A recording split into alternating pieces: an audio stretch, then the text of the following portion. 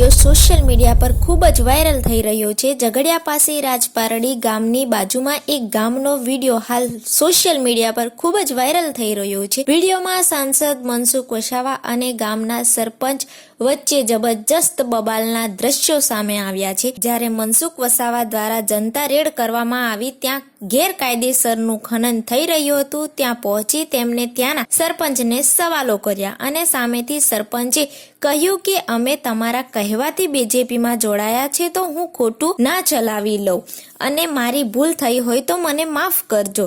સામે મનસુખ વસાવા લાલ ગુમ થઈને ગુસ્સામાં સરપંચને ખખડાવતા હતા। એ વિડીયો હાલ સોશિયલ મીડિયા પર ખૂબ જ વાયરલ થઈ રહ્યો છે। સાહેબ પણ મારી ભૂલ થઈ ગઈ, હું માફી માંગુ ને બધા વચ્ચે માફી માંગુ। તમે સાહેબ વડીલ છો, કોઈ નાનો માણસ એવું કહી દે કે કનુભાઈ ચોર છે એટલે તમારે જોઈ લેવાનું, બીજું કઈ કનુભાઈ ચોર જ છે એમ બીજેપી બોલે છે ને। અરે બોલે છે સાહેબ, હું તમારા સાથે અમે ભાજપના છીએ, તમારા સાથે તમારા કહેવાથી અમે ભાજપમાં જોડાયા સાહેબ, મારી વાત સાંભળો બરોબર। એટલે તમે અમારા પર ખોટી રીતે અમે ચોર હોય ને સાહેબ તો કીચે ઉતારો કાન ફટી, હા મીડિયા સામે કાન ફટી પકડવા તૈયાર છું, પણ ખોટું હું ના ચલવી લઉં। મારો બાપ હોય કે મારો છોકરો હોય હું ના ચલવી લઉં સાહેબ। તમે વારે ઘરે મહેશ સાહેબ એવો વિડીયો મૂકે કે હું એટલો જ્યાં પથ્થરથી આપી પંચાયત ને આપો મને બદનામ કરવા માટે કરો પંચાયત ના લીધે તમને તકલીફ હોય ને સાહેબ તો અત્યારે રાજીનામું આપી દો। બોલો તમારું નામ હું પંચાયત પર જીવતો નથી, 35 એકર જમીન છે, જાટન છેડી પકું કેટલી 35 લાખ ની મારી ખેતી છે, ઇન્કમ સુગરમાં જઈને તપાસ કરી લેજો।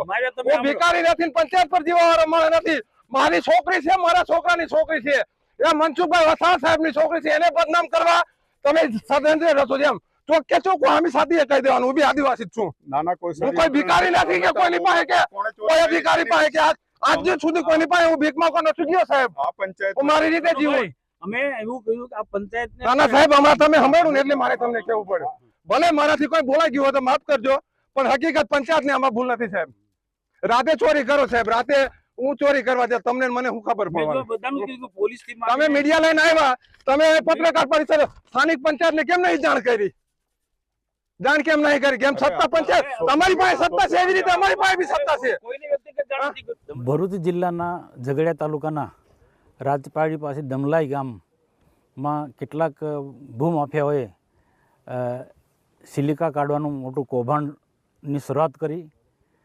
એ માહિતી ઝઘડિયાના આગેવાન અને ડેડિયાપાડાના પૂર્વ ધારાસભ્ય શ્રી મહેશભાઈ વસાવા અને મને મળી તમે બંને લોકોએ આ જે ઘટના છે, જે મોટું કૌભાંડ છે એને બહાર લાવવા માટે પ્રયત્નો કર્યા। એમને પણ એમના સોશિયલ મીડિયા એમના ગ્રુપમાં મૂક્યું, મેં પણ મારી પોસ્ટ મૂકી। આને લઈને કેટલાક આની સાથે જોડાયેલા લોકો અમને ખોટા પાડવા માટેના પ્રયાસો કર્યા છે। તો અમે સાચા છે એ સાબિત કરવા માટે આજે પ્રત્યક્ષ વિસ્તારના આગેવાનો સાથે અમે આવ્યા છે। આપ બધા જોઈ શકો છો, મીડિયાના મિત્રો પણ, અને બીજા લોકોને ન દેખાતો હોય અધિકારીને એ પણ આવીને જોઈ શકીએ છીએ। ઓફિસમાં બેઠા બેઠા નહીં જોઈ ભાઈ, અહીંયા સ્થળ પર આવ્યા, જેમ માનનીય મહેશભાઈ વસાવાને હું પોતે અહીંયા આવ્યા એ રીતના બધા અને મારી સાથેની ટીમ બધા લોકો આવ્યા, એ રીતના અધિકારીઓ પણ આવ્યા, આની સાથે જોડાયેલા અધિકારી। અને મારો હજુ પણ સ્પષ્ટ આક્ષેપ છે, મારા ગ્રુપમાં તો મેં વાત મૂકી જ છે, મારો સ્પષ્ટ આક્ષેપ છે આ જે પ્રકારે જે આ ખનિજ ચોરી થાય છે એમાં પ્રથમ જવાબદાર એ વિસ્તારની પંચાયત જવાબદાર છે, બીજા વિસ્તાર એના મામલતદાર જવાબદાર છે, ટીડીઓ જવાબદાર છે, પ્રાંત અધિકારી જવાબદાર અને પોલીસ પણ જવાબદાર છે। આ બધા જ લોકોની મિલીભગતથી આ પ્રકારની ભૂમાફિયાઓ આ પ્રકારની સિલિકાનું મોટું કૌભાંડ કરોડો રૂપિયાનું ગેરકાયદેસર કાયદેસર ધંધો કરતા હોય એમને કોઈ વાંધો નથી, રોજગારી મેળવતા હોય એની સાથે કોઈ વાંધો નથી, પણ સ્થાનિક લોકોને રોજગારી મળી જોઈએ। બહારના લોકો આવીને આ પ્રકારનો ધંધો કરે કોઈ પણ સંજોગોમાં અમે ચલાવી લેવા માંગવાના નથી, માગતા નથી।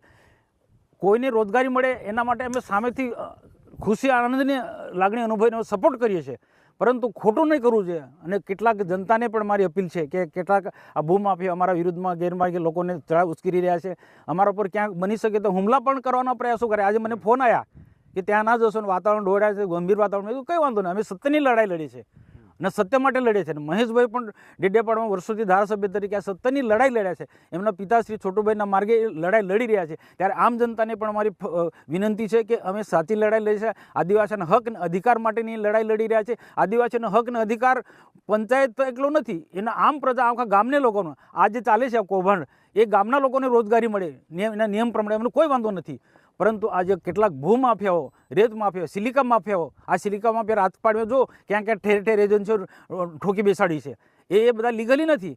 સરકારની જે કેટલાક નિયમો છે, પોલિસી છે, એનો વિરુદ્ધ જઈને આ બધું ઠેર ઠેર સિલિકા કૌભાંડ કરી રહ્યા છે. નાના હશે કે પછી મોટા લક્ષો હશે, મોટા લોકોની મોટી વગ હશે, પરંતુ અહીંના લોકો જાગૃત થયા છે.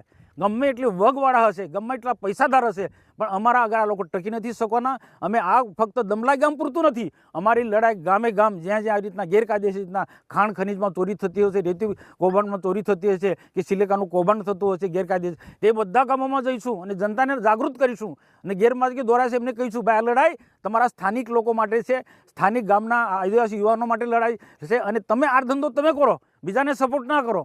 અને એક બે કદા ભણેલા ગણેલા યુવાન કોઈક લાલચમાં આવીને આવા લોકોને સપોર્ટ કરે એ વ્યાજબી નથી.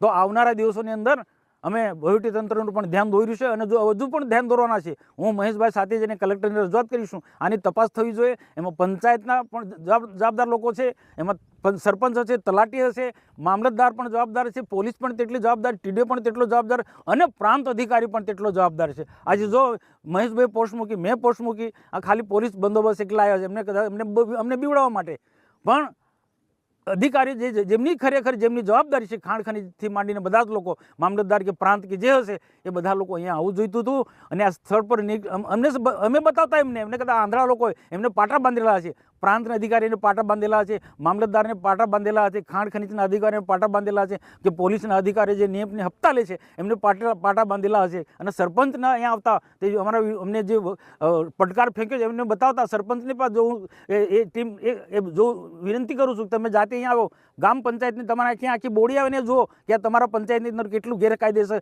થઈ રહ્યું છે.